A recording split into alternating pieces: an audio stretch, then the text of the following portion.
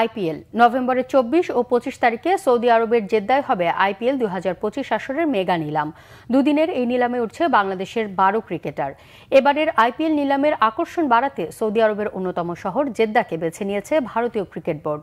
IPL committee প্রথমে 1574 জন ক্রিকেটারকে বেছে নিল।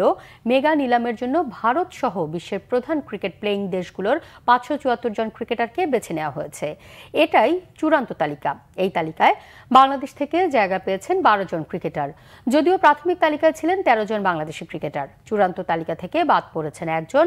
এই 574 জনের ক্রিকেটারের মধ্যে ভারতেরই 366 জন ক্রিকেটার আর বিদেশি ক্রিকেটার 208 জন, যার মধ্যে সহযোগী দেশ থেকে রয়েছেন 3 জন। নিলাম থেকে সর্বোচ্চ 204 জন ভারতীয় ও 70 জন বিদেশি ক্রিকেটার দলভুক্ত হতে পারবেন। বাংলাদেশি ক্রিকেটারদের মধ্যে সর্বোচ্চ 2 কোটি রুপি ভিত্তিমূল্য আইপিএলের সর্বশেষ আসরে একাধিকবার পার্পেল ক্যাপ পাওয়া মুস্তাফিজুর রহমানের, 1 কোটি রুপি ভিত্তিমূল্য সাকিব আল হাসান, মেহেদী হাসান মিরাজ ও তাসকিন আহমেদের। এছাড়া 75 লাখ রুপি ভিত্তিমূল্যের ক্যাটাগরিতে রয়েছেন রিশাদ হোসেন, লিটন দাস, তাওহিদ হৃদয়, শরীফুল ইসলাম, তানজিম হাসান সাকিব, শেখ মেহেদী হাসান, হাসান মাহমুদ ও নাহিদ রানা।